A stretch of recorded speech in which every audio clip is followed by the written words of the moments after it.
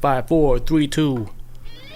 Alright guys, welcome to the Media Hijack Podcast. I'm your host, Billy Walters, and joining me is Chris, Unholy Jesus. Yeah. Happy 200, fam. We made it. We made it, episode 200. Dude, this is a huge milestone for any podcast. Let's do a little cheers. Any podcast. Cheers, homie. Cheers. I got the apple juice on deck. What are you drinking, Chris? Well, it was Coca-Cola, then I found some Bacardi downstairs. I was like, dude, that's what's up, man. Can we cheers again? Yes, let's cheers go. again. Let's go. Yes. All right, guys.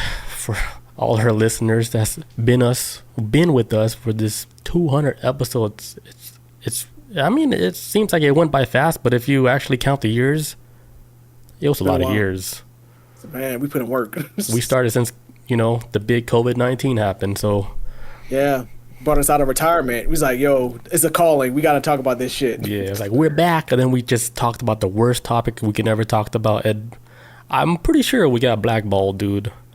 Yeah, out the bat, man. Because that was during a time where if you even said COVID anywhere, I don't think it's as bad anymore. But back during then, there was like censoring anybody that was saying COVID on YouTube. They had to say like their words like, well, if you have the C or Ovid, like you can't say it all together. Like, sorry, small podcasters. Picked the wrong topic. Katie Long was good. Yeah. Katie, what's Big up? 200, man. Of course, Katie showed up. Let's go. And then we got all the OGs today. We got Tenendo. Right. Shell Shock back for the big 200. Let's go. Let's get it. All right. So before we get started, if you guys want to get some official Media Hijack t-shirts like this one, or the one this Chris one got. Oh, that's a nice one. You get this one or this one. You could head over to the MediaHijack.com. Show some support for this episode 200. Grab your t-shirt and then take a picture. Post on social media. Tag us and show some love, and we'll show some love back. I promise. All right. So don't forget to rate, comment, subscribe. Give us that 5-star frog splash. All right. Let's get started on this episode 200, which is... It could be one of our best episodes, or it could be one of the worst episodes, or the worst unprepared episode ever. Let's get it. Because I don't really have notes at all for this episode. I was just going to play ball, like, all right, let's go. I do have a good secondary topic, though, after this. It's about shrooms. Oh, dude, speaking of shrooms, I want to say happy National Mushroom Day, which is today. Yeah, what are the odds? I saw that. What are the odds of that? Right, I saw that earlier. Happy National Mushroom Day, dude. Shout out to the psilocybin gang. Eat a mushroom. And it doesn't have to be psychedelic. You can eat a portobello. Come on. Pizza. Mushroom. Yeah, eat a normal mushroom. Yeah, Swiss and mushroom hamburger. Get it. All right, so the first topic for the night, I'm going to be talking about the Matrix Code on this one individual. His name is Danny Goler, and he says he has concrete proof that you can do this test where you can actually see code written in the walls and whatever walls in your bedroom, and he has a method of seeing these codes within the walls. Okay. Oh, excuse me. We got video footage. We got video footage too, right? Yeah, we got video footage of him explaining everything, because he made a huge discovery, and I don't think like science is there, but like like when you're talking about the Matrix, right? It's like, okay, how can you prove like this world is like a simulation? Because you can't even prove nothing until this dude, he was able to do an experiment using a laser beam, right, with like a refracted lens, and he was able to shine it on the wall. And the only thing that makes it crazy, he said you have to take DMT, which is dimethyltryptamine, which is a strong psychedelic. But he says you take a small amount of DMT, and then you will close your eye and you look at the laser, and you can literally see code like on the wall. All right. And the crazy thing about this experiment, right? He discovered this, and then he got like over 100 of his friends to do the same experiment, but he didn't tell them nothing. He just told them, take the DMT and then look at the laser. And they all said the same thing. Code. Yeah, they're like, holy shit, like, it's like you're looking through a window and you're seeing code written on the walls. but it's like the laser is not like a showing code, because you can move the laser up and down. Like the code still exists within that one area. Like you get what I'm saying? Yeah. It's not like you gotcha. Yeah, it's just like shining light on it. For example, like if you were to kill a roach, right? You smash that roach on the wall, the roach is dead, and then you shine a flashlight. Like, oh, the roach is right there. But if you shine a flashlight up, the roach is not there. This is like the same concept, saying like the code is in that certain location. Right. Specifically for that spot. Yeah, exactly. And let's just watch this video, guys, because it's pretty good. To it. All right. When I was a little kid, I actually spent a lot of time with my grandparents. My grandfather was a nuclear physicist. I remember he was telling me about black holes. And that terrified me. I was like, that's just mind-boggling. It's a monster, right? But at the same time, it fascinated me. And I said to myself, how do we know that? This unthinkably massive thing. I realized that nature doesn't keep secrets. It's only a matter of, do we understand it? What tools can we use to expand our knowledge? And for me, dimethyltryptamine, also known as DMT, was the tool that led me to the discovery.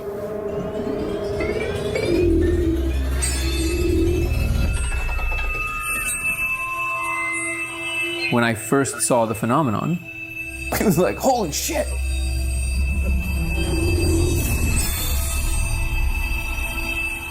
But then it was actually like, whoa, what is happening?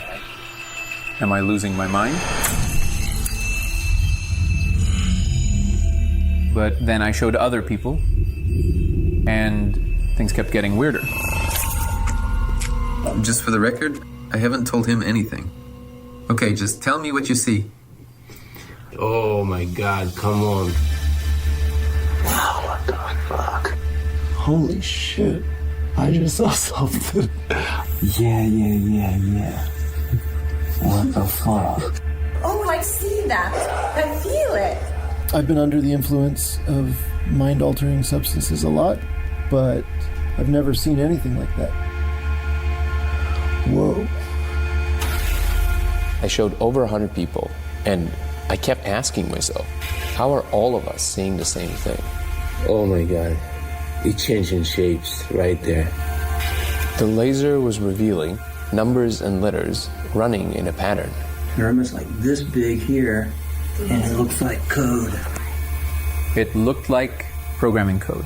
It's definitely saying something, and I just want to take a picture of it and translate it. Wow. You see that? Okay, so yeah, it's not stuck. No. It's not because of the light. No, it's on its own side. Light is just literally revealing it. And each angle shows you different layers, different ways through it. I could see through the wall. It's not like a hallucination. It has spatial awareness and permanence. I don't know. Whoa. For centuries, mankind has attempted to explore these psychedelic, altered states, but we've never had a repeatable, testable phenomenon to observe until now. Wow. That's the big difference right there. I'm obsessed. It's like you can see through the laser into another dimension.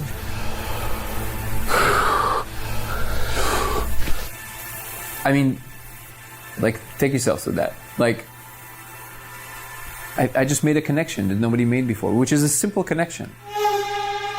The claim is, if you project a diffracted laser on the surface and you smoke DMT, you will see code running in surfaces.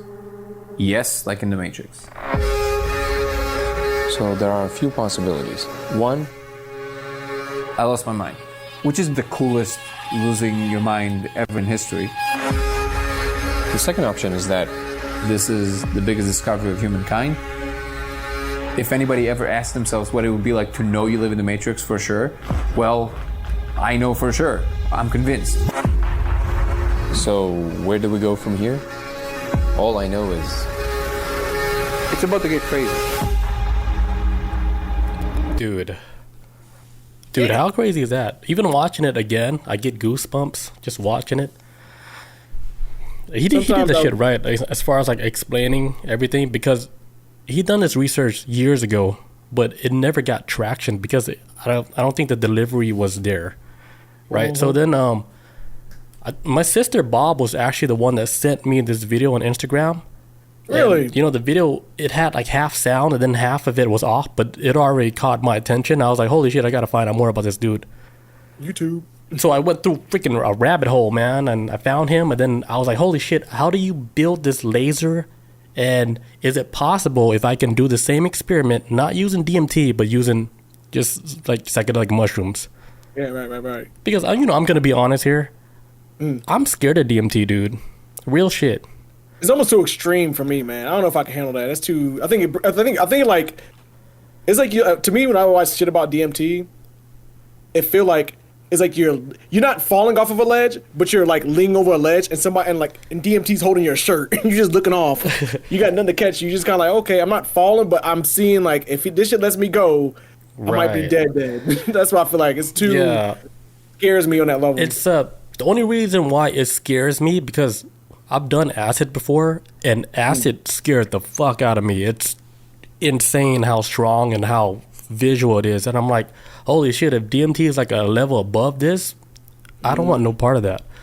Right. That's why, like, you know, when he was like, oh yeah, you gotta, the only caveat to this whole shit, you gotta use DMT in order for you to see this code, but it could be like a light amount of DMT, and I don't know what a light amount is, but right.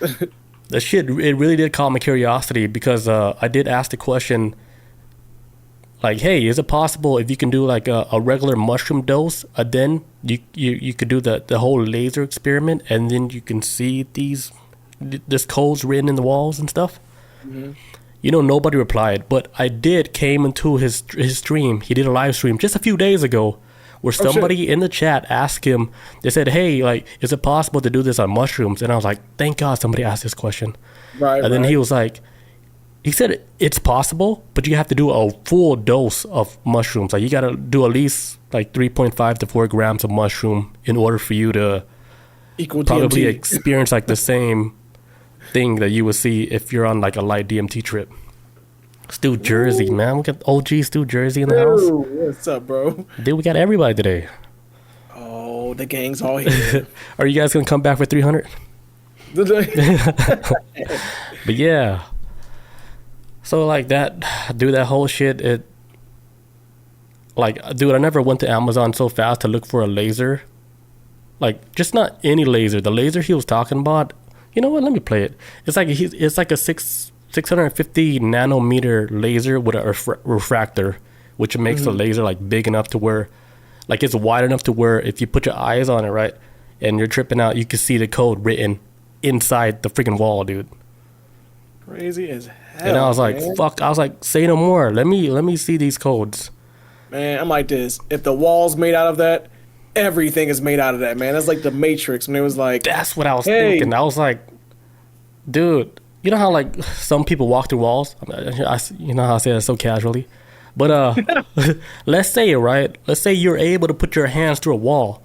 Like, maybe because you're able to manipulate the code within that wall, because that wall is not actually a wall. It's just coded. It's all coded. Let me give you an example. Like, you know how our internet, right? Every single web page is, if you look behind the web page, it's all binary codes. Everything is all code. Right. You know, the code is just put together to where we can see like an image of us live or whatever. But behind the scenes, it's all code. And there's this scientist. His name is James Gate. You ever heard of him? No. Dude, James Gate, like, his you know what? I have a video on James Gate where he talked about like the whole simulation theory and the whole how everything could be coded within our universe. Yeah. And it's an old video too. Like, I'm making these connections, like, because this dude Dan Goler, he didn't talk about him, but I'm pretty sure it's all connected. Like, these guys are all connected. They know, like, beyond our universe, something, it could be like we could be running on code right now, like our real lives. every day I'm starting to believe more and more. I'm seeing too many coincidences. I'm like, Yeah, dude. All right, let me play this video for you guys. This is an old video I seen a long time ago, but it's all making sense now. These are pictures of equations. I've been, for the last 15 years, trying to answer the kinds of questions that my colleagues have been raising. And what I've come to understand is that there are these incredible pictures that contain all the information of a set of equations that are related to string theory. And it's even more bizarre than that, because when you then try to understand these pictures, you find out that buried in them are computer codes, just like the type that you find in a browser when you go surf the web. And so I'm left with the puzzle of trying to figure out whether I live in the Matrix or not. Wait, you're blowing my mind at this moment. So you're saying, are you saying your attempt to understand the fundamental operations of nature leads you to a set of equations that are indistinguishable from the equations that drive search engines and browsers on our computers? That is correct. So wait, I have to just be silent for a minute here. So you're saying as you dig deeper, you find computer code writ in the fabric of the cosmos? Into the equations that we want to use to describe the cosmos, yes. Computer code? Computer code, strings of bits of ones and zeros. It's not just sort of resembles computer code, you're saying it is computer code. It's not even just is computer code, it's a special kind of computer code that was invented by a scientist named Claude Shannon in the 1940s. That's what we find very, very deeply inside the equations that occur in string theory, and in general in systems that we can say are supersymmetric. Dude, how crazy is that, dude? Because James Gate, his astrophysicist, and he studied supersymmetry, and as when he got deeper into studying supersymmetry, everything with the universe, he found out he did this thing with a picture to where he you ever heard of Adinkra codes? I don't think so. So Adinkra codes, Gates, he found a pattern that looked like error correcting codes, which is the stuff in computers today. Every single computer, everything, their software that's built, it has an error correcting code, because when something goes wrong, the computer it corrects itself. And they found the same equation within the universe when they studied the universe and everything. They're hey, they're showing the same pattern as a computer where it has an error correcting code. So that's where they got that theory saying holy shit, if this theory is true, that means a whole universe is running on some type of computer software that uses the same error correcting code that we're using. And now that's freaking mind blowing, right? It's like a matrix within a matrix. What was this? A matrix within a matrix within a matrix, like a Russian egg doll. It's you keep opening the egg doll, gets dude, smaller. It could be, and the crazy thing about that, right? That's still theory, right? There's no way to prove that that's actually real, unless something concrete happens to where you can replicate that experiment where you can prove in a lab, hey, we can do this over and show you again. And this is where I'm talking about. This dude, Danny Goler, what I was showing you guys, he was able to produce this experiment where he was able to see code in the walls when you shoot a laser in it. But the only thing that's crazy to where science might dismiss is you have to be on DMT, which is a psychedelic, which I know a lot of science gonna be oh yeah, that's bullshit, they're just hallucinating. But I'm telling you, dude, they cannot ignore that. They cannot ignore, because let's say we're not tapped into our senses. For example, some people that have synesthesia, right? They can see sound, right? Could you see sound? Hell no. I can't see sound, but there are some people in this world that can see sound. So let's say with DMT, right, all it's doing is opening up that receptors to where you can see another layer of reality, to where it allows you to see code within a wall, right? And it's not you're tripping, just it's just opening up that little space in your brain to where the brain's all right, green light, you can see this now, because you were blocked off before. I wonder if, and I'm not trying to say, because I know this may come off as insensitive, but this is me just playing with a theory in my brain. Because I know I've met people with autism before, and I've seen like how, you know, they'll play like a video game and they'll see like, oh shit, that's like they messed up right there in that corner with this whole frame and everything. And I'm like, well, how the hell can they see this shit? And not saying anything that they got like superpowers or anything on that level, but what if like people with autism and in this kind of weird way have like these sensory issues because it's like, oh, this shit ain't real. Yeah. The air is off, the texture is off. Because like the person I'm talking about who had autism, he always wore, like, no matter what time of year it was, he wore like a big ass jacket and he wore like gloves. He didn't like touch the surfaces. He liked the feel of the air. But now I'm thinking like, okay, what if like on a different wavelength? Because there's this show that used to come out back in the 2000s or maybe 2010s called Alphas. Now it was a team of people with abilities that work for the government. Now it's based off of powers that were like kind of realistic to what a human could possibly do, like super strength, mind control, like more realistic levels of not gonna say realistic, but a possible level that a human could reach. And one kid named Gary had the ability to see radio waves, and he can like do all this shit. But he had autism. He can see all this shit, and that's why he's always kind of like because it's like this ghost world to him. To us, it's like reality, but then it's like, oh shit, this is all everything is bugging. Dude, yeah, exactly. Because you know, like you know, I'll say like people with autism, like they're probably like the advanced form of humans as far as like mentally, but their bodies are not able to hold that type of knowledge because the body hasn't evolved to where their brain can, you know, be in the human body and then operate normally. Or maybe we just accept reality and they kind of like, oh, this is the we can see between the veil. We can see. Yeah, they see through the veil, but then their body is like, oh no, we're rejecting this because, you know, this is an old model body. We cannot. Right. The software that you installed is not even made for this type of vehicle. Basically, that's the simplest way to explain it. New Jersey says fluoride blocks all of that. Yeah, dude. That could be like one thing. Like that's OG conspiracy talk. Yeah, dude. We're just diving into all these rabbit holes. Connected. Teneno says Pharrell can see sound. Yeah, Kanye can see sound too, man. You say, I don't want these pills. I want to keep seeing sound. Yeah, they try to medicate Kanye. Kanye's like, hey, I can't even see your thoughts anymore. I was like, hey, you were looking at my thoughts. Let my wife walk around with her titties hanging out. Leave me alone. The robot Kanye. What Shell Shock say? Shell Shock says, being ADHD and on the spectrum, we definitely pick up shit that others don't. It's a super tuned Ferrari in your head that you try to control, but it whoops your ass every time.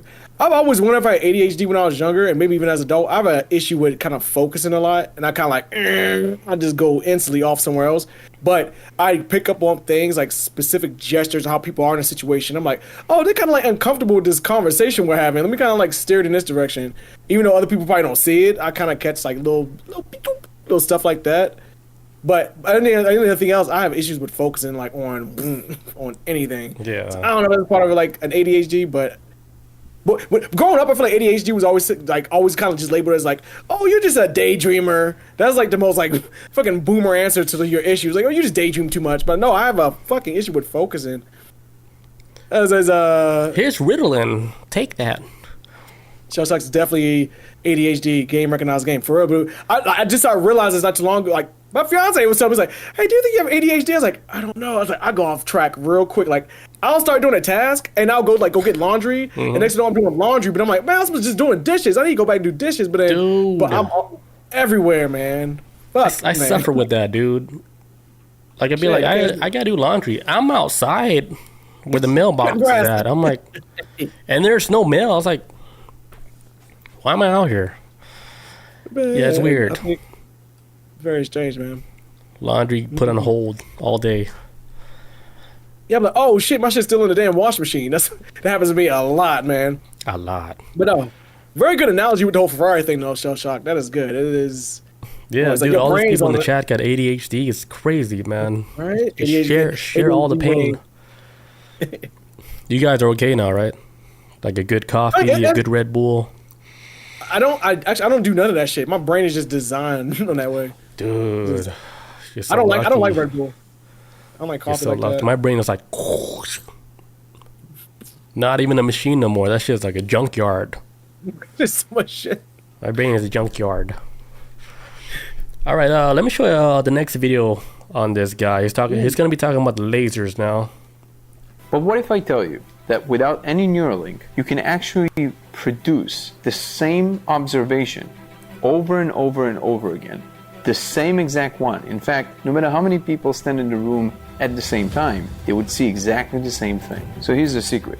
You ready for this? Yep. I want to be clear. I'm not condoning anyone doing drugs. Okay. But it just happens to be the case that if you smoke dimethyltryptamine, DMT, and then you project a 650 nanometer refracted laser, I will show you exactly what it means at the end of the video. Of course, be very careful because you are in an altered state, and you project it on a wall or on a door. If you do that and you look into the laser, you will see something very interesting. Inside, not in the light itself, but behind the light, you will see patterns, but more than that, you would see numbers running. Now, the thing here is that it's not like because you're in a psychedelic state, you see all those patterns moving around, and any random pattern will transform into random things, which psychedelics absolutely do.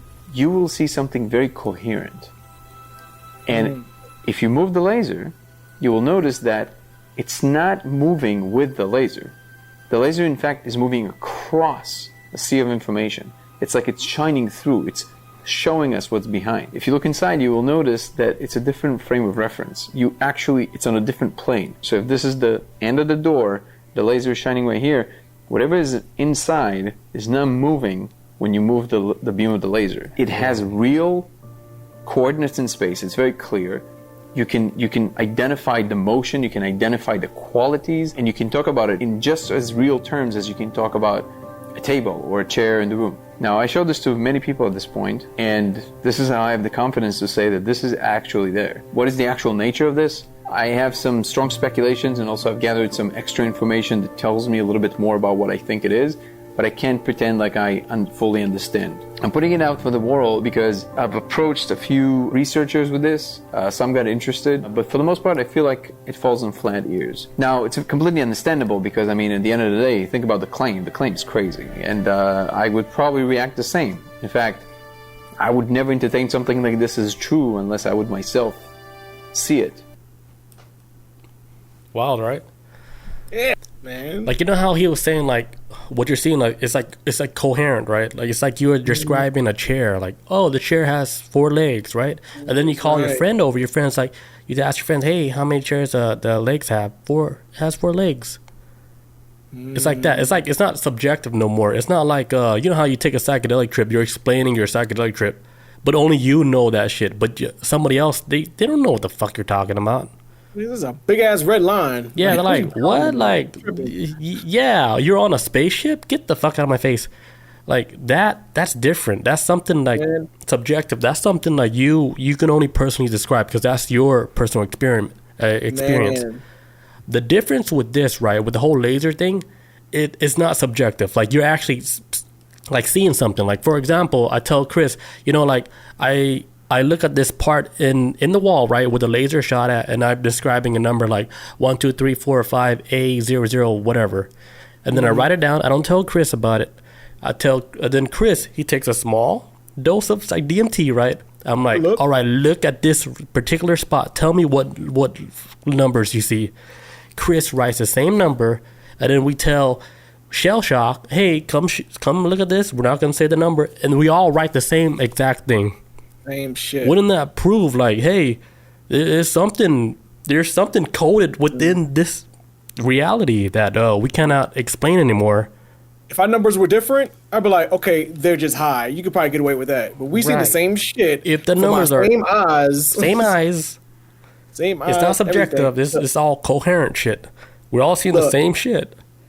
The reason why, like, my favorite movie franchise of all time is The Matrix. For better or for worse, I feel like that shit was like the first one that put me on game about any type of simulation, anything. And there's a very profound scene in The Matrix where the dude's Cypher, bald-headed dude with glasses who turns on, the Nebuchadnezzar, stabs everybody in the back because he wants to get pulled out the Matrix. He's like, look, I'd rather not know this shit was ever a fucking simulation than I'd rather be in it and never remember anything about it. I want to go back to a world where I was just ignorant. And there's a scene where he's eating a steak with Agent Smith in the restaurant, and he's cutting the steak, and he's like, you know what? This steak is not real. This shit is a code, and like what I'm eating is code. I know this. I want to go back to a world where I don't know it's a code anymore. It's like, because ignorance is bliss. I don't want to know this shit. He's like, if I turn on them, will you put me back into the system and I can't remember this is a code? And I always felt like, in the most, yes, ignorance is bliss. Like, because like it's comes to things like, if people, because I always feel like man is always looking for the truth about reality. But if you really find out, do you want to know this shit? Like, can you handle the truth? This shit will shatter everything if people just realize it's a simulation. You wake up in a gutter. Like, oh shit, this is reality. I was plugged up the whole time. What did Shell Shock say before that one? Okay, Shell Shock says, psychedelics are the key to undo our programming, whether you believe the Matrix theories or not. I agree 1,000%. Letting our minds wander. Hold on, my shit's covering up half the damn. Sorry. It says, letting our minds wander the way they should outside of our construct, just like why certain scientists believe we gain consciousness because our great ancestors accidentally forged some shrooms and that unlocked our brain's potential. Man, I was reading this. I'm not gonna go too much to this right now because I read a story about psychedelics last night, which I was like, oh, I gotta bring this shit up. It's educational and it's also horrifying, but they talk about how that, and this is nothing new. What I'm saying ain't like nothing new under the sun. Anybody who's like kind of has an interest in psychedelics knows this. But that shit was being used before any real modern civilization. Like back when doing rituals, funerals, anything. Like psychedelics is like it is a true thing that maybe in a lot of ways, because our ancestors used it and it kind of connected them to a world. Now we're connected to the same world that they was connected. Maybe even seeing them and talking to them. You know what I'm saying? Like time is weird, and psychedelics might be that key that makes time like obliterates it. There is no time. DMT, there's no time, and there's no reality. It's all one, dude. Like time. What is that? What is that? A man-made construct. Get that watch out my face. Get out of Shell here. Shock says, look at religion, a talking, burning bush. Yes. Religion is Jesus. Like, I get it, but... Or Luke Skywalker. I don't know, man. What man did to, like, the word of probably something that's fucking legit, they trick a lot of people, dude. They scared a lot of people. I think honestly, and this ain't nothing against anybody who believes in anything, but I do think you can make a scam out of anything if you get enough people to go along with it. Whether it's a good thing or not, you can scam the fuck out of anything if enough people get behind it and believe it. And as much as not saying like I don't think religion is real or any type of power outside of this world exists, but I do think there's like a lot of opportunity to be gained in tricking people into believing whatever the fuck you want, so you can have a damn private jet or whatever. I do think there's holes inside these four walls known as a church, and yeah, I mean there is a lot of good in religion, and I respect all religion. It's where when it gets to the point where somebody is just gaining more than somebody else from using religion like as like a power source for their them being successful and shit. That's where that shit gets really sketchy. And then you gotta think about that. Like, if you go to a church, right, and they ask you, hey, monthly, for you to attend this church, you have to give up 10% of your income. Come on, do it, man. That's a red-ass flag, dude. That's disgusting, dude. What is heaven, a club? People, I have to pay for this? Yeah, and then, like, people like, all right, yeah, you guys gonna have 10% of my income. Like, cool. Like, I can still see the gates to heaven. I was like, damn. Like, is humanity like that lost? All right? The problem is, us people, we got lazy. We let the wrong people get control of this shit. I mean, we that's that. At the end of the day, anything that happens to us, it kind of falls on us because it's 99% of us. A lot of us let this shit happen. So I think like that's one of the big reasons why psychedelics was banned a long time ago. Because if you were to take a psychedelic a long time ago, right, that will open up your brain to you seeing all the bullshit, and then you wouldn't be so like easily like influenced by like what you see on TV or social media, because you know the truth. you're like, oh yeah, these motherfuckers, they tried me, but it's not gonna work no more. And I think now we're at the age right now, like with social media, the whole internet and everything. I think it's like a good thing too, because a lot of people are understanding this more. But then the main thing is like people are learning about it, and then they're doing their own research, and then they're finding their own path and what they think is right. As far as like they're picking their religion or whatever it is. Because like I just found out like just like last month, like, you know, because I was never like a religious guy or nothing, but when I learned more about like Buddhism, like I could say like I'm Buddhist, right? Like yeah, because like being like Buddhist, right? You don't have to commit to nothing. You don't have to fucking pray to no God, no nothing. It's all about like you how you move. Yeah. It's like suffering less. It's like dude, it's like telling you to live like your best life. You don't have to worry about so much shit. But then you don't have to fucking worship to nothing. Man, you ain't got a cosign. You ain't got to pay no bills. You ain't got to pay no tithes, no nothing. Dude, it's like your own belief. Like, you know your own morals, right? You know your own morals, like what's good or what's bad. It's you know what's good or what's bad. If you don't know it's bad, then talk to somebody about that shit. I've always been like this, man. And that's why, like, long time ago when my life went to this weird thing. I came into this world as a Catholic, got baptized as a damn toddler. Teenage years, laying on top of my parents' shed one day, looking at the stars and the Georgia night sky. I was like, oh my God, there's nothing out there. And I became atheist. Then over time, and I got experience and everything, I was like, you know what? Don't nobody know shit. So while we fight like we know what the hell's going on, but at the same time, shouldn't we focus on what's here first as a people, as a society? Because we don't know what's after this, but we know what's going on here right now. Right. So it's kind of like, and then I kind of went in that direction. And then over time, I was kind of like, well, I think the world should be like this. And I was like, you know what? How about I should be how should I, like, as a person, I should be a representation of how I want the world to be. I kind of be kind of like more empathetic to things, kind of understand things, because a lot of people go through shit and nobody wants to understand it. And I get life is busy, it's hard, it's grueling, it's a damn grind. But and I've always felt like, hey, like try to understand other people's like atrocities and good and the bad and everything in the world, and take a step back from things. Try to not be biased about a lot of shit, and I don't know. And I did all this without a Bible. I feel like this should be like a journey that every human, and honestly, in my direction I started going in it was because I read a long time ago, I was reading this Buddhist cookbook. Whoa. That's how I started going in this direction of like, because even the cookbook is all about like, hey, you eat this food and and it kind of goes in the direction of like, hey, but like the world should be like this and you eat this type of food and relax you. And I was like, and I never cooked anything out the book. I was more reading it from like a lesson, I guess. But I was like, holy shit. I used to have it in my dorm room in the military, and people were like, what you read? Are you Buddhist? I'm like, nah, I just like this book though. It's pretty. Like, no, dog. It's making me take a step back about what I'm thinking about some things sometimes, and we can be better than this, man, on a lot of levels. And I feel like you can be a good person and not believe in anything, and be a good person and believe in something. You can be a bad person and believe in something. Shit. Yeah. I mean, I don't think that should be a specific type of label you should just slap on good people, and the bad ones don't believe in it. Like, what the fuck? Like, well, let people just, look, you ain't hurt nobody. Just. Yeah, you're not hurting nobody. What does Shell Shock say before I take a leak? I'm sorry, I went on a damn rant. Shell Shock says, we're at an age of alignment, which is why we're going through what we are here. Not shifting this political, but it's the truth.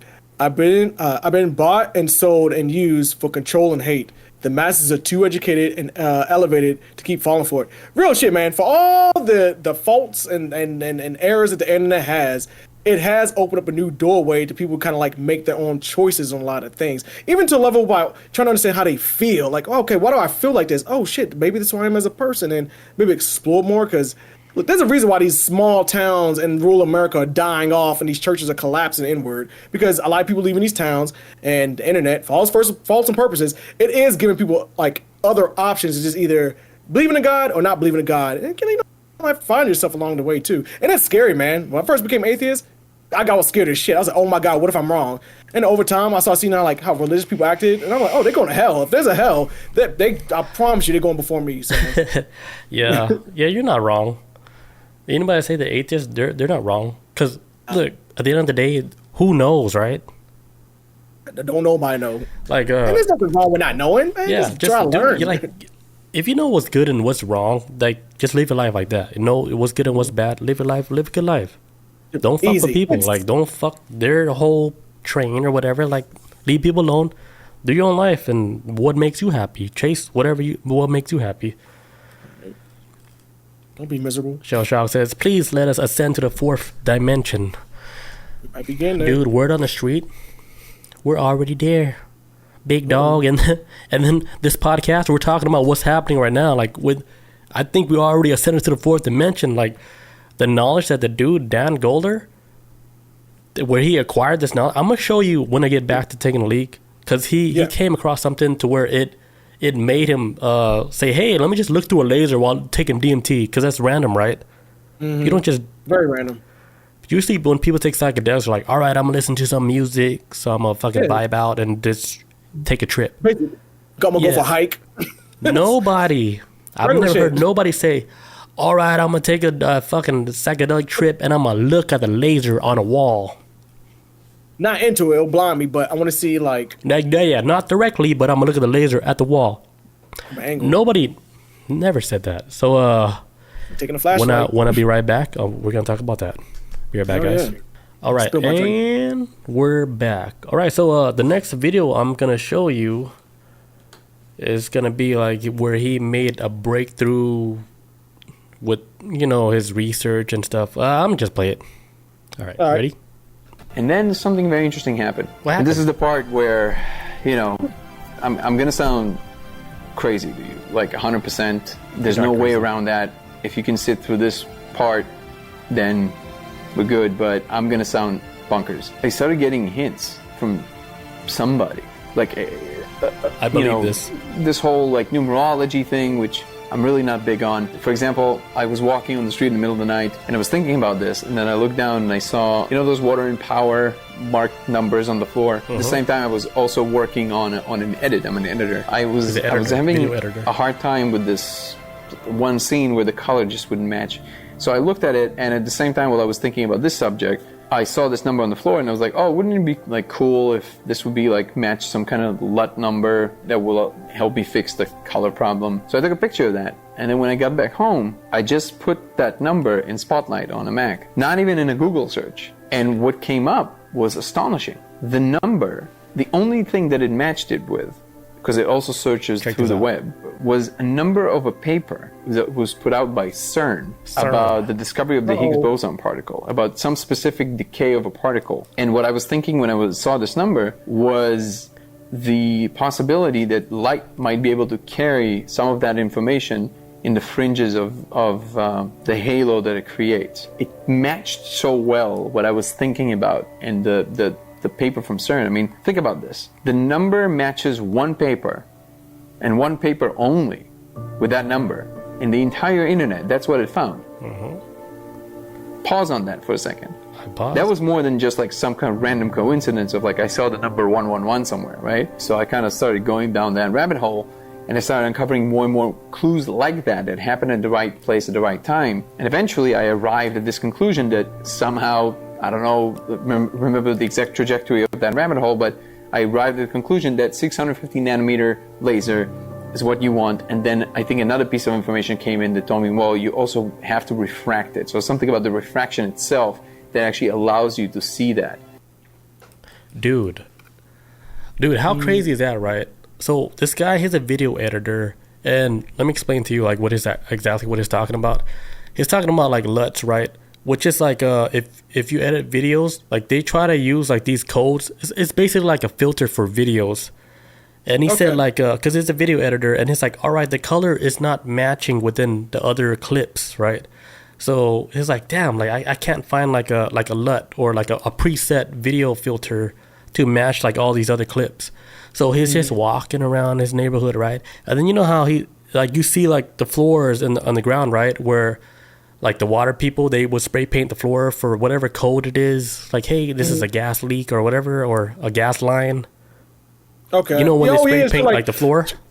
Yeah, something like sometimes you'll see it in the grass and like, hey, like this flag's here. Yeah. Boom, fucking septic tank or some shit there. Exactly, yeah. So he saw that on the ground, right? And then he was like, all right, like, I'm going to just take a picture of this and I'm going to use this as, you know, maybe I can use this as like a LUT code for like his video to, you know, to match the color. And then when he typed that in the spotlight, it led him to a certain document where it talks about, well, I mean, whatever they're talking about. I don't know what they were talking about, but it led him to a CERN document. And we all know what CERN is. Mm-hmm. The Hadron Collider, you know, they all mess with like the Hadron Collider and shit. Particles and smashing atoms. Trying to find the God particle or whatever. And, dude, I think CERN is in the middle of all of this. They know everything, dude. I'm like this. Why wouldn't they be? They're the only source that I know that's doing some type of weird world shit because, in my personal opinion, man, I think the space race is dead to me. I don't care. It should be, we should be like scratching at the holes of reality, in my opinion. Because, in all honesty, if you look at space, it kind of is like we're on a prison planet. And I feel like if this is a simulation, this might be an experiment. Like, okay, let's create a simulation on how humans could get off this planet but they can't go to space. Let's see how many thousands of years it takes them to get out. Right, and they're gonna keep constantly trying to get off the planet. But in reality, all they gotta do is just fucking dig a hole. Scrape reality, dude. I think space is a lost cause. I swear, it costs too much to get to where we need to get to, as far as like a planet or any resources that we might have to sustain these trips. Bro, this side scrape out reality a little bit. Let's see what's on the other side, man. Like maybe like Dimension X or some shit. Like, you know what I'm saying? Might be a shortcut across the universe. Dude, maybe like they're trying to keep us trapped within like this dimension so we don't scratch too hard trying to find the truth. But there are people out there, you know, like Billy Carson, James Gate, the scientist we were talking about, this dude Danny Goler, and you know. He's the one that actually we can do this like experiment. We can repeat it. We can see it on the walls. And now all we got to do is just get scientists on board to do this testing. Gotta fund it, man. And all they gotta do is just like they gotta fucking take their shoes off a little bit, like loosen up a little bit, and take that damn DMT trip, and then see what happens. You know, like just they need to see it for yourself because they need to get a. Sorry. Go ahead. They did get Neil deGrasse Tyson on this shit, man. He seemed like I'm still a fan of his, but over time since we've been doing this podcast, and then I can't remember what you said to me one time, but then I watch him like this come off as obnoxious to new ideas that might kind of like push the against dude science. Is a gatekeeper. Yeah, he gets very gatekeepy with science sometimes, man. Maybe I haven't watched him in a while, so maybe he's changed. He's really like a gatekeeper, man. It's like, all right, like, hey, yeah, your science is good, but slow your roll because this doesn't have gravity. Yeah, gravity. Yeah, I'm sorry, James Gay. Like, everything like you just said, it's all theory. Let's just keep it at that theory. So you mean saying if I dig a hole and clearly you're gonna use no damn shovel, Neil, but I mean, you know, he gotta. Maybe he's like a paid op at this point. I don't know, man. I ain't gonna spread that rumor. I actually like Neil deGrasse Tyson, but I get like when it comes to this more stranger part of science, he kind of like, let's go back to like gravity and we revolve around one sun. Yeah, I think his. I don't want to get into it. Yeah, no. I don't like him though. You've been on that for a while. On man. record, I saw him on a psychedelic trip, but I'm not gonna talk about it. Oh. The dude is bad news bears, dude. He's an agent. He is one of the people that's, you know, not trying to get humanity to advance more. He's like, all right, you have a good idea, shut it down. That's that dude. There's only one son. Like, shut it down. No one's supposed to find out about the whole true reality of everything. What other videos I got? All right, let me show you about this laser build, because he talks about how you build a laser, and this is where I got interested in this whole idea. I'm going to show you what the laser looks like, and I'm going to show you how you can build one. So this is the first prototype that I built. This is Mambo. His name is Mambo number 5. This is very, very, looks very complicated, but it really isn't. All it is one of these little lasers. Okay, so this is what I'm trying to make. Newer version of this. It's a little bit more compact. So you see the battery pack is right here. I just basically put it on a tripod so I can put it anywhere in the room. And these specific lasers that I'm going to leave the link in the description to make it clear, I'm not making any money from not these lasers, from not anything. There's I was just a about to link say- to Amazon or some store in Alibaba. You can buy it. I'm not selling this. But these lasers are particularly good because they never create a short. They're relatively, the pace with which they exert energy is actually very, very steady. And they're not as strong, so there's less risk of doing something to a cornea, which is good because you're in an altered state. And then basically when you turn it on, I don't want to aim it at the camera, but see it on my hand here. So right there, as you can see, it's an X. As you can see, it's an X. And you put it on a wall or anything really on a door. And I'll also leave the link in the description for how to build the circuit for it.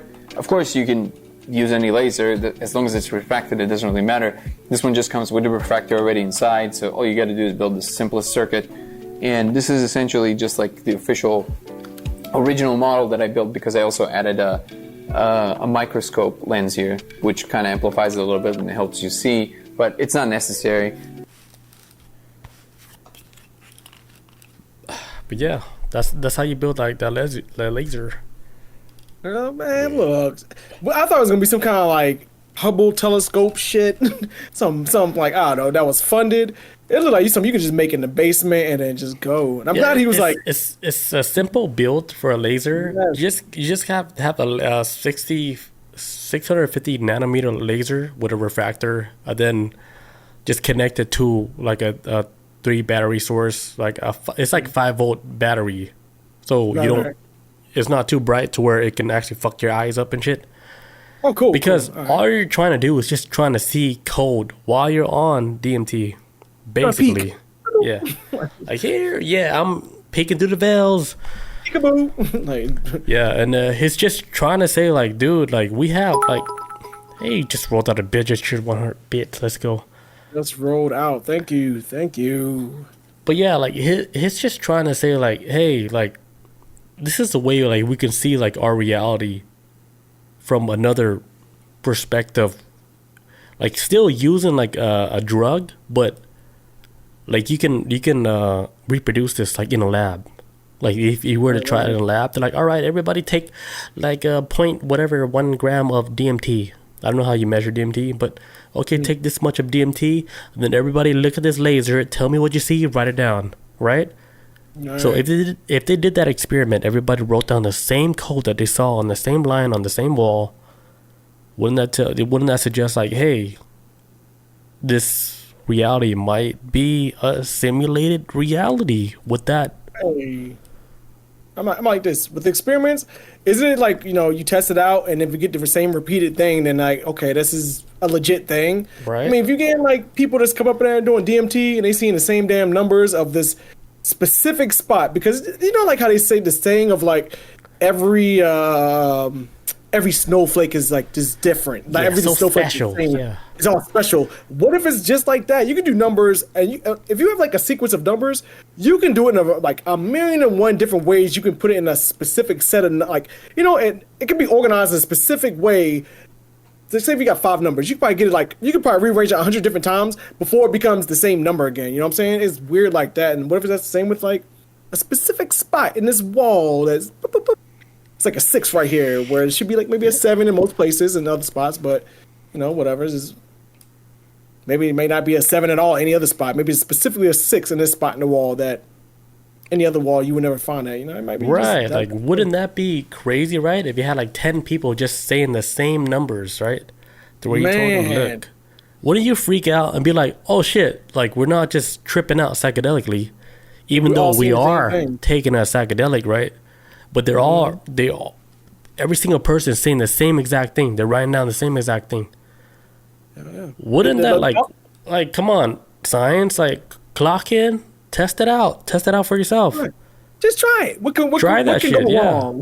Don't dismiss it just because it's a drug. Because let's say that drug is the only thing that's fucking gonna advance human beings to the next level, because it's opening up another channel, like in our brain, right, where we can acquire new knowledge. Actually, not even so much as open, like getting like it could be just one of those things, kind of like outer space.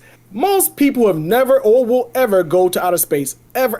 Less than like 1%, probably less than a fraction of the human population will ever go to space. But because we sent this tiny little fraction of humanity out there, take photos, give evidence, boom, boom, boom. Most people on this damn planet think that space is real because I mean we've never been there though. But we, like based off of with the little bit experimentation and the shit y'all done shooting drones out there with people, you've gotten everyone to go along with this. So maybe it could be the same thing with this. Like, hey, look, we ain't got to get all humans to get behind this shit. We just got to get you guys to study it and actually take this shit seriously. And then maybe just get like I don't know how many people would take it for it to get humans to believe that, hey, there's another reality behind this shit we see, but just enough to run experiments and then see where we go with it. Look, I think space might be a dead end in my brain sometimes. Sometimes I look at space and I'm like, this might be a dead end. Maybe it's kind of like a red herring to get us to just like, hey, look, space stars, but we can't reach there. Like the stars we see could be dead by now. Like we can't get off this shit. Right, but the time we see the light, that star has been dead like for billions of years, thousands of years, man. We need to figure out a different. If we try to survive as a species, and they talk about, I watch a lot of shit about space. Talk about when the sun goes super red giant, how long it'll take to wipe out Earth, all this shit, like everything. We need to find a different escape plan because trying to fly off this bitch ain't gonna work, and we might have to maybe dig through reality. It might be that simple. The escape pod has always been here. That's damn. There's like papers falling off the desk. Mm-hmm. Damn, Chris. This might not be our kind of magic. What the hell's going on, dude? I got papers flying off the desk right now. Happening. Some paranormal activity. All right, I got another video with Billy Carson and James Gate. Hey. You know what's crazy about the scientist James Gates? His last name is Gates. And he was the one that discovered, like, all right, like the fucking universe might be running on some type of code, error correcting code. Him and his team was the one that came across that. And his name is James Gate. Life is funny. It's very funny. Let me play this video.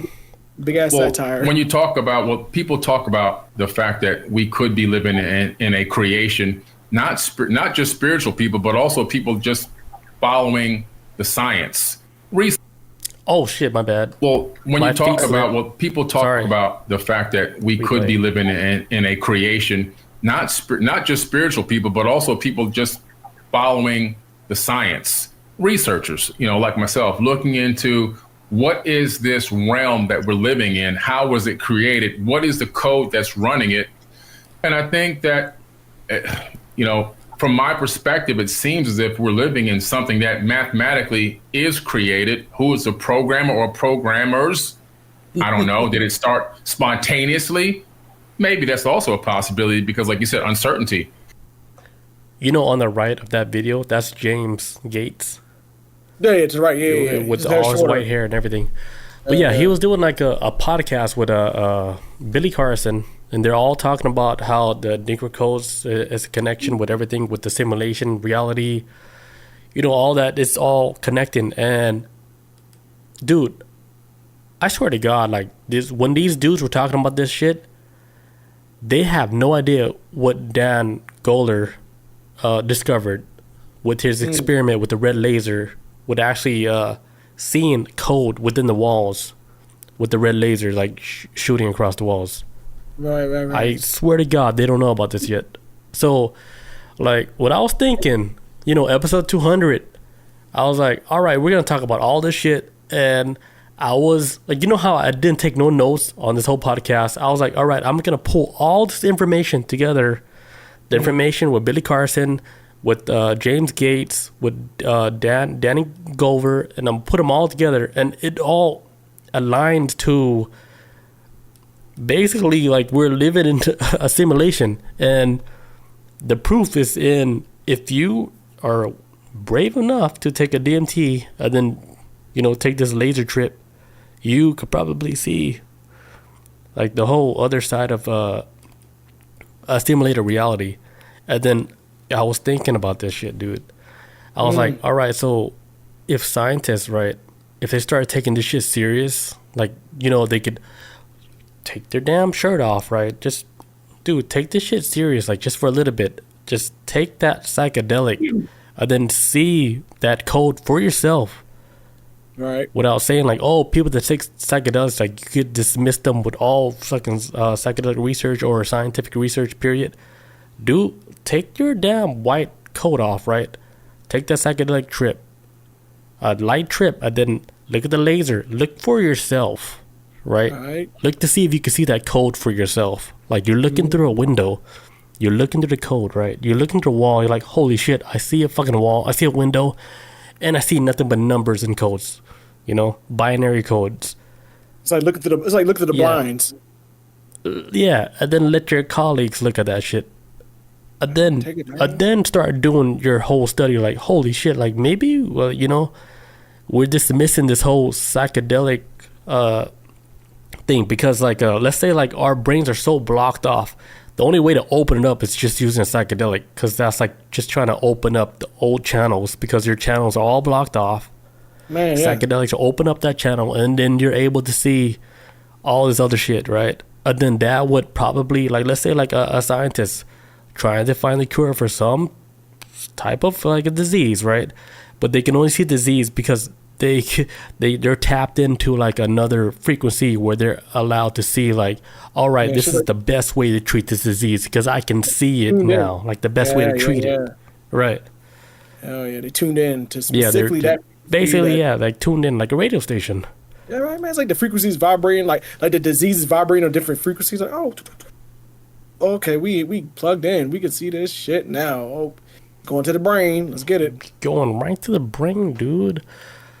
Dude, I have another video. And then I'm gonna show you this video. And then I'm gonna tell you my connections with this whole dude that I made. Where it's so weird, dude. I don't even know how I even made a connection like to this particular dude that we were talking about the whole time. Mm-hmm. It blew my mind. Like my mind was blown. I was like, holy shit. Because like the whole day, like after my sister sent me, you know, the clip to this guy's video, and then I looked it up and everything. That whole day I was like, the whole day felt so weird, dude. It's like everything was like lining up. So I was like, what the hell? Everything feels so weird. And then I'm gonna tell you what happened at the end, what I found out with everything, and it's gonna blow your mind. It's gonna blow Bob's mind, because I was like, holy shit! Like, what are the odds of this happening? Because I went through a deep rabbit hole with this dude before knowing anything else about this guy, and then yeah, let me take a leak real quick, and I'm gonna tell you guys about this. Let's get it. All right, be right. All right, and we are back. All right, so what I'm gonna tell you about is like the weird connection that I made with all of this after I fucking researched this dude like to the grounds. I'm like, this guy is onto something. You know what's crazy? Remember a few episodes ago we were talking about how everybody's like connected, and I was like, you know, like we're connected by like 3 people, like max. Like, you know everybody by 3 people. Mm-hmm. Yeah. I remember that was a good one. Dude, the crazy thing about this guy, Dan, right? I scrolled through all his videos, and the crazy thing about this dude, his video, it doesn't have like a lot of views. It's like 100, 200 views. It's like kind of like our stuff. So I was like, damn, like this guy's not well known like that. But some of his videos, it did pop. Like when he did that video about the discovery, about, you know, the laser stuff. That shit popped off. But dude, I was scrolling down, you know, the list of his YouTube videos, right? And then, dude, I saw a thumbnail of this white guy, right? Punching this dude. He has like a chest tattoo where I was like, damn, that kind of reminds me of one of my friends, you know? And I was like, who is this dude? It looks like one of my friends. So I clicked on it, right? I clicked on that video. Guess who it was? Do I know them? You don't know him, but you know him through me. Shit, I don't know. Dude, what's the UFC dude? He was Blake Builder, the dude that's in the UFC now. Which is, I used to train with him.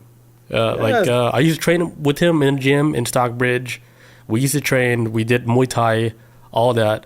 And the crazy thing is, he did interviews with Blake Builder on his channel 3 years ago, before he was even in the UFC. Right. And you know, you think you know somebody, right?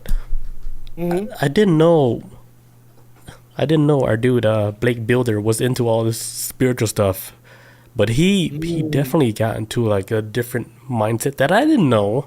You know, like when I talked to him in the gym and stuff, like this dude was eat, train, and eat, train, kill. I didn't know it was anything else than that. I can see why, like, he probably wouldn't, like, nobody would ever know, because it's one of them things in the world that we live in where you have, like, one big ass couple of religions that run shit.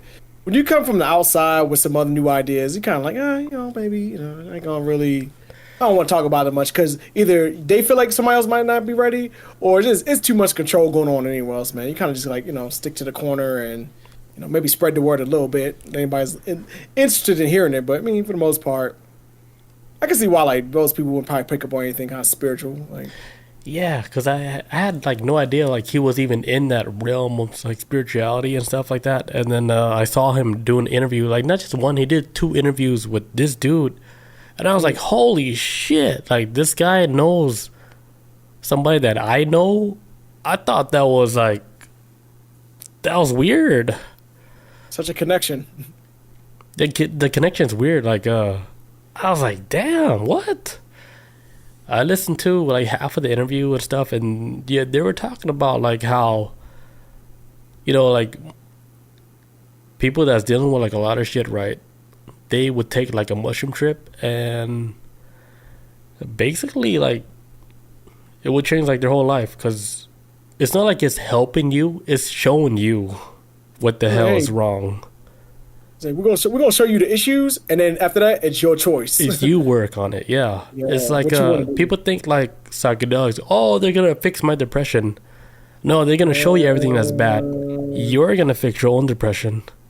I got a story after this, man. I'm telling you, it's more in line with this of like, it ain't supposed to just cure shit. It's supposed to be a tool, right? That you can utilize. Now, whether you use it or not, that's up to you. But yeah, here's a hammer. Use it wisely. Don't bash nobody's head in, and then you bash somebody's head in. You're like, it didn't work. Well, that's not what it was designed for. Like, designed about I think like this like a was it misconception of mushrooms, where people think like, all right, I'm gonna take this and it's gonna fix all my problems.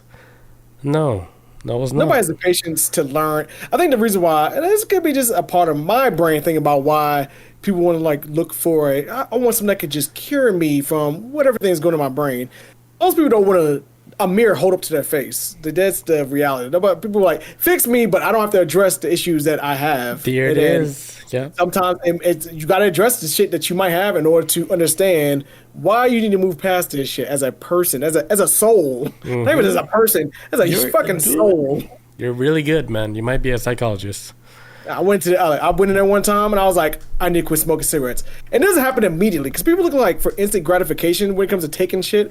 What I saw like on my most profound shroom trip, which wasn't nothing crazy. It was just like I woke up and like, what am I doing with my life? And why am I smoking cigarettes? And I realized, oh shit, I'm just stressed out. And I realized all these connections in my brain. And I even went to therapy for like a little bit, just kind of like, hey, maybe I need to understand from another side. And then at the end of it, I was like, holy shit. It's not about instant gratification. It's like, you have to recognize in this world, when the opportunity presents itself, if it's going to be good for you or not. And if you can realize it's going to move you past wherever you're at right now, then you need to take it. That shit might pass you by like a train, but it's not going to be handed to you sometimes. Sometimes you just got like, oh shit, I notice this is right in my path right now. I can either let it keep going, or I can grab onto this rail and pull myself onto this train before this shit goes past my stop. And I went to that point in my life, especially after I took like a really profound moment I had in shrooms. I was like, why am I smoking cigarettes? Because I don't know what I'm chasing at this point. And eventually I was like, okay, I want to quit smoking. And it became like a thing that gradually happened. It wasn't like a cold turkey thing. It was just something that in my mind I had to be mindful of. This is what I'm doing sometimes. And understand I just want to live a better life and, you know, have a little bit more control over myself. Because it felt like I was out of control and I had no agency. Like, damn, why you like cigarettes control your anxiety and your emotions? Just kind of like reeling in and then, whatever, man. Damn, that might be the same like with drugs, right? Like people who take like anxiety drugs or pain medications or Adderall. escapism or you trying to control something? And I'm like, all right, if you ain't doing those two, then if you don't want to do those two, then stop and let's kind of slow it down a little bit. So yeah, I think like we're in a society where everybody's just trying to escape reality, which is like what we live in now. It's like, oh damn, this shit's rough. Like the kids are off the chain right now. Like, but above all this code is this world that's constructed around us, and how can you cope with it? I just came out of traffic, 2 hours, goddamn, and then I gotta come home to these crazy ass kids, badass kids, and won't sit the hell down. They're yelling and screaming. Oh, I gotta make a meal for them too. They gotta get fed. Fuck. So you did like a 10-hour shift, right? Shit's rough already. Like, fuck, I go home, you get stuck in traffic. Another 1 hour of traffic. God damn, this shit's horrible, right? I can't wait to see my kids. You come home, your fucking kids doing crack. They're not acting like kids, they're acting like monsters. God damn, these kids are adults right now. Like, what? Right? Because you're working, you're so busy, right? You don't even know your kid had picked up on a really bad habit, cocaine. Yeah. Some PCP. Like, damn, dude. Like saying that, like, I was like, all right, like, you know, like, I was like, all right, I want to have kids. Now I don't want to have kids. Like, I just convinced myself live on stream. Maybe. Episode 200.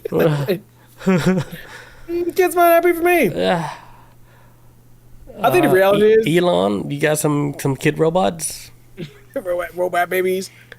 No, I mean it's one of the things is like for those millennials who had a kid way too young and then now they got baby mama, baby daddy issues and they've been dealing with that shit since it was 19 and now here they are 36, 37, 38, they're coming up on the end of it of like, okay, this kid about to be calling you out, Bob. Paid out. I'm like, no, I'm just meaning in general. Whoever's listening, I'm just speaking on. I did that for the chat. For the chat, for the listeners. I feel like there's a way where like, there's a saying is like, a smart person learns from their mistakes, but a wise man learns from the mistake of others. And I feel like with a lot of us who dodged the bullet of having a kid at a young age, because now I'm 39 now, no kids or whatever, but I've watched and I've seen the stresses of people being a parent at a young age all the way through their 20s and their 30s. And now they're kind of reaching the tail end of it. I'm like, well, I'm not a parent anymore. I got another 2 years. My kid's going to be out. I'm like, oh, wow. I'm about to be starting mine in a couple of years, but I feel like I'm at a point where I might have the patience for it. But at the same time, I like traveling. I like going on adventures with my girl and shit. It's kind of like the kid comes. If not, it not. But I don't know. It's one of the things is like, I feel like society pressures a lot of people to have kids, and they shouldn't have to in a lot of ways. And if you want to have kids, that's cool too. But I don't know. I feel like just in life, it's more living to it than a lot of things, you know. All right. So I'm done with my topic for today. Right. What you got, Chris? All right. We got hella deep. I love kids though. Kids I can't great, wait. Man. All right, so I have a psychedelic story, and it's about two types of mushrooms. There's the one you ingest, and there's your penis tip. And this one guy, this is the first thing ever documented in human history, as far as modern history. This is the first time this ever happened in studying of like psychedelics, where a man mutilates his penis because he got too high for shrooms. And the website. Bad, yes. And I got it off of two different websites. New York Post had one about it. It's very bland. But then I went to the source of where they got it from, which is called psypost.org. Which I think it might be like a psychedelic knowledgeable website. But yeah, there's a case of a guy in Austria that documented the first known instance of psilocybin-induced penile amputation. 37-year-old man suffering from depression and alcohol abuse severed his penis with an axe. Goddamn. And unfortunately, doctors were able to reattach the amputated organ. So, 37-year-old who has a history of like just drug abuse, alcohol abuse, went crazy one day after ingesting too many shrooms and chopped his penis up like it was mushrooms on a pizza, I guess. I don't know. But the thing is, though, what's very interesting about this article, before it turns anybody off who might be into the psychedelic world, understand that this is the first known case this has ever happened while studying psilocybin. And the scientists kind of push back against this a lot of ways, too, in this article, saying that, hey, you know what? Don't just let this alarm people. Anybody who does too much of anything could lead to disastrous shit. It isn't just like it's a mushroom issue. This is hey, people with some issues or something. Like, at the end of the day, people, when it comes to taking this amount of shrooms and have like levels of depression or like history of abuse, they need to be monitored when doing this shit. And it can't just be like, no. First of all, this ain't like some kind of like fun drug every time. Somebody should be monitoring this type of stuff. This ain't like smoking weed. This shit is like borderline existential crisis shit, and it's gonna question reality sometimes. And so this whole story with the guy says basically right now the article talks about like how psilocybin is gaining attention in the medical research due to its potential therapeutic benefits. Scientists are investigating its use in treating conditions like depression, anxiety, and post-traumatic stress disorder. In particular, studies have shown promising results for psilocybin's ability to alleviate symptoms in people with major depressive disorders, and even when other treatments have failed. So this is kind of like when everything else fails, when you have the most extreme level of depression, psilocybin is becoming that, boom, this is the last ditch effort we need to take for somebody who might be ready to jump in front of a bus or a train or blow their brains out. So it's kind of like, hey, like this should be taken more seriously for the effects of what psilocybin can actually do. That article also talks about too, I can open up different pathways for the mind and maybe realize your health conditions. All this other stuff too. It may help you process emotions and actually help you construct like a sense of self. Kind of like bring you back down to reality. Because I think so many people are so used to like living outside their body and focus on the outside world that when time slows down, and when it does, and it does for everyone at some point, no one decides to take a look at the inside of themselves and how they're doing in here or in here, you know. And psilocybin is showing that like, hey, it kind of like it causes things to slow down for a little bit and makes you really reflect on yourself. Well, other times you probably got the time in the day to do it, or maybe you're too scared to do it. But either way, this is gonna hold your hand if taken properly, and it may correct some things. The article I was reading about this too with psilocybin, it also talks about how like this is some of the researchers that like really dug into this. This is like based on like, however, while psilocybin has shown promise in clinical settings, its use outside of the controlled environment could lead to dangerous outcomes. The case described in Austria is a stark reminder that in certain circumstances, psilocybin can provoke extreme psychological responses, particularly when taken in high doses or by individuals with history of mental issues. In my opinion, this ain't no different from alcohol. Almost some real shit. I don't know that's the most, that they can explain it very well. But I think it's like, that's no different from drinking too much alcohol to me. It's like, shit, you can drink in small doses, but if you drink too much, yeah, you're gonna do some wild shit like I don't beat your wife or fucking kill somebody. Happens or do a backflip. Or do a backflip and maybe land on your feet. It could be a lot of results. You don't even know how to do a backflip.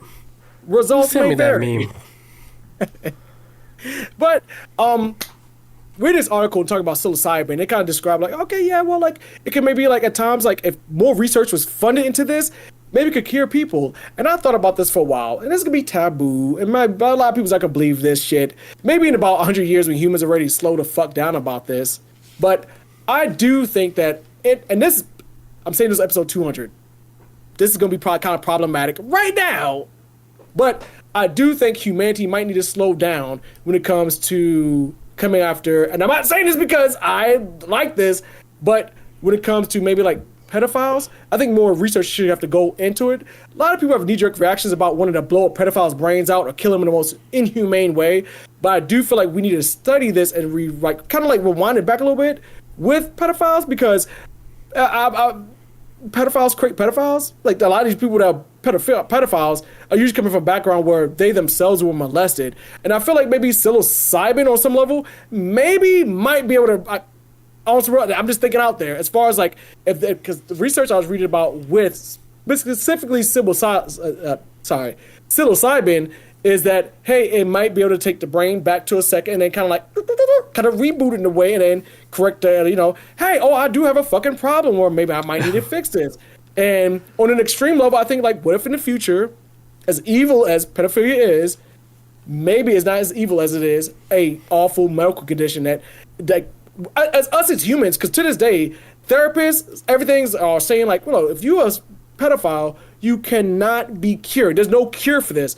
But what if this is the cure? It kind of resets the brain to factory setting. Yes. Like, hey, this is like. I know it's extreme. I know it's extreme outreach. And there's no real research. There's no research they've done on a pedophile, as far as I've known, to take shrooms and reverse it. But I do feel like this does reset the brain in a way to make you recognize errors that may be a blind spot in your brain. I'm not saying that's what it is, but I feel like on some level, if we're going to explore this type of stuff like psilocybin or DMT or whatever, I truly do believe this could change the world in a lot of ways. It will kind of like probably put like a dent in the pockets of like big pharmaceutical companies and shit that just want to dope you up with shit and make you into an addict.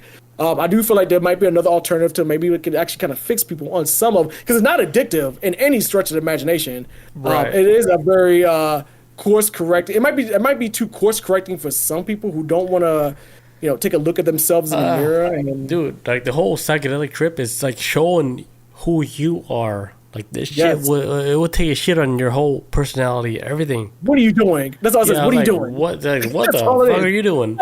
Here's you. Why are you doing it? Bloop, bloop, bloop, bloop, bloop, bloop. They give you everything. And then the way people change like their whole habits, right? Like let's say they have an addiction habit, like they're addicted to alcohol or addicted to drugs or whatever it is, dude. When you take that psychedelic, it will show you all that shit. It's like, oh yeah, we know exactly who you are. Billy Is it Waters. showing you anything? Is it showing you anything, or is it reminding you like, hey, this is wrong with you? It's you know inside. It shows like it's like you telling you like, hey, you're fucking up, dude. Yeah, and you can feel it. The whole crazy thing about psychedelics, you can feel that shit. It's not like a seeing process like everybody's thinking. You can feel that shit. Feel it, man. Yeah, you can feel it. Like oh god damn, like I shouldn't be. I feel like sometimes like smoking cigarettes right now. I always feel like it's like something that you always like you've noticed inside of you, but now you're kind of starting to see it. Like now you get like a visual, because it's not really visual. It might be like this type of visual. Yeah. Like, kind of wakes you up to like, oh shit, this is I knew this was a problem, and I kind of need to correct it. And I'm like I said, I'm not defending the atrocities of what these motherfucking monsters do, but I do feel like on some level that just wanting to off these people doesn't correct the problem at all in any stretch of the imagination. In fact, because like I said, like a lot of people that act this way and do these monstrosities, a lot of times are products of the same thing that was done to them. So it's kind of like, what can we do to break the trend of this mindset without having to just put them in an electric chair or killing them? You know what I'm saying? Like realistically, like the shit. We're looking for a cure to this, not a quick scheme like I'm angry and kill these folks. Like and I feel like maybe the psychiatrists think this shit, there's no cure to this. I've read about this. They're like, if you are this way as a pedophile, you always gonna be this way. What if there's other options though? If we could save some, I'm not some Captain Planet shit when you save the world, but I always do try to seem like what is like the most healthiest alternative to save people. You know what I'm saying? Like being angry ain't always the safest way to go. It's led to a lot of death on this planet. I feel like understanding some things, if psilocybin is the key to maybe stopping this type of affliction that happens to people because other people have done it on them, then maybe on some kind of way it could kind of like stop it. I'm not gonna say stop it will never stop, but slow this shit down on some level. I'm willing to try any option because this is awful what people go through and then become the monster that they were, what they became or what was done to them when they were younger. So I don't know. Yes, damn. Dude, it really is hard, dude. When you think about it like that. Don't cancel me for this. I'm just something I just thought of. We gotta cancel Chris for this. Don't do it, man. Just understand it's like I'm open to always looking for like new opportunities to like maybe help people, because killing people is so easy in this world. It is so effortless. That's why people do it. Yeah, that's so crazy, dude. Because the whole organization it still runs, but I don't think we can talk about this in this episode. Yeah. Yeah, because we already had a thing in this episode. Yeah, right. We can't do too much. All right, so back to the story. My bad, folks. Episode 200 getting crazy. Okay, so like they say, like I was also reading about this article as well too. Saying like this 37-year-old dude, he basically just wound up like chopping this shit up, and says he consumed a large dose of psilocybin during a severe psychotic episode. amputated his penis with an axe. The man, who had a history of depression, alcohol abuse, ingested 5 dried psilocybin mushrooms while staying alone in a secluded vacation home. So he went and got a vacation spot, like 5 dried up psilocybin mushrooms. It's like, yo, I'm gonna take it, have a good time. Where the fuck he got an axe from? Like a Looney Tunes cartoon? I don't know, but he got an axe and he just wound carving it up. And it says the man began experiencing terrifying hallucinogen and delusions, which led him to take an axe and sever his penis into several multiple pieces. The detail of the events are unclear to the patient, as he did not fully remember what had occurred. And says the man reportedly tied a piece of cloth around his genital area. This is good, horrifying. Says to control the bleeding and placed his severed limbs of his penis in a jar full of snow. Because he, like I said, he went to a secluded spot. Sounds like he was in the mountains, trying to get away from the world. Let me do some shrooms. Chopped this shit up like it was going to a like fucking salad. And then when he realizes, oh shit, I'm gonna do my pieces.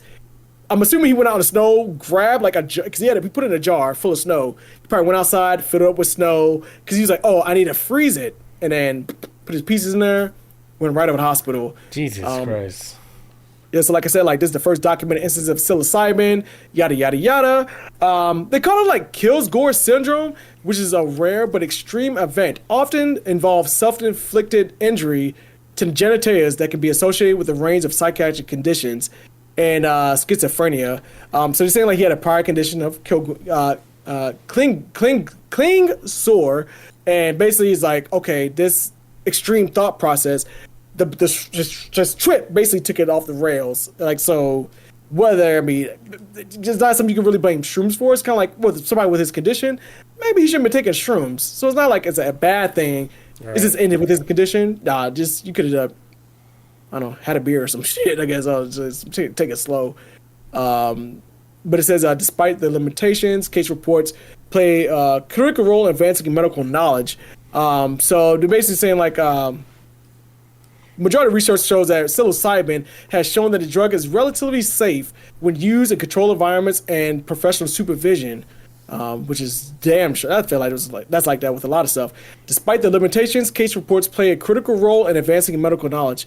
They help doctors identify rare effects and potential risk. This is what's using psilocybin, because they talk about using psilocybin in the future to where people take psilocybin, they do the little brain scan shit on them, and then they want to find like, oh, okay, we can see like the lights and everything, how the brain functions, because now they're on psilocybin, and now we can pinpoint where parts of the brain are functioning properly, where maybe parts of the brain were not functioning properly, and it says in the case of psilocybin, reports like this could influence future guidelines. Because as bad as it says, this does help paint a picture of like the do's and don'ts of psilocybin. And it says report like this could influence guidelines for its therapeutic use and highlight the need for careful screening of patients before administering psychedelic treatments. So like I said, like you got to break a few eggs to make an omelet. If this was like this mass thing where people chopped up their dicks because they took shrooms, okay, then there's a conversation to be had. But this is a situation where a specific type of person with a specific type of mindset cannot take shrooms, and it literally just made them go off the rails. Now, there's something they need to study, so when they start actually kind of, when the rest of the medical world and the government, more specifically, takes this shit seriously, it could be administered, and then, we can go ahead and learn. Sucks I had to be this guy to chop up his dick. But anyways, he got his dick back, and he had issues with his dick when they reattached it, because they reattached his whole dick. And they found out that, okay, because he put it in a jar of snow, and at first it was on the ground, it got contaminated with diseases and germs and stuff. So they had to do some other reconstructive surgery on his dick. To say it's like, it still functions the same. He can still pee. He can still bust a nut. He still have an erection. But it's a little bit smaller than what it used to be.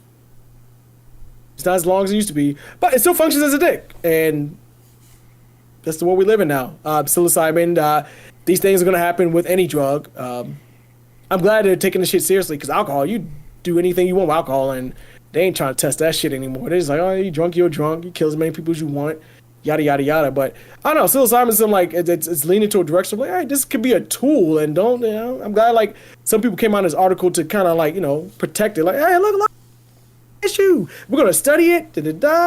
Like, this ain't gonna get out of control. This is the first known case where somebody has done this awful shit to themselves on shrooms.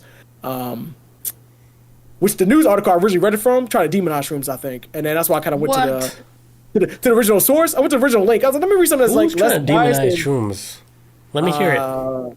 What was the article? I might be completely wrong how they demonize it, but I thought it was kind of weird. It was the New York Post. Oh my God. The New York Post. The New York Post really. All right, let me hear it. Yeah, I don't have the article there. I didn't bother reading it anymore. I got to a point. Proton I got to a has point this in the shit. article. Yeah, I got to a point in the New York Post article. I was like, you know what? What's that link they said earlier? I went to the top. I was like, they got it from sidepost.com. Let me go to this website.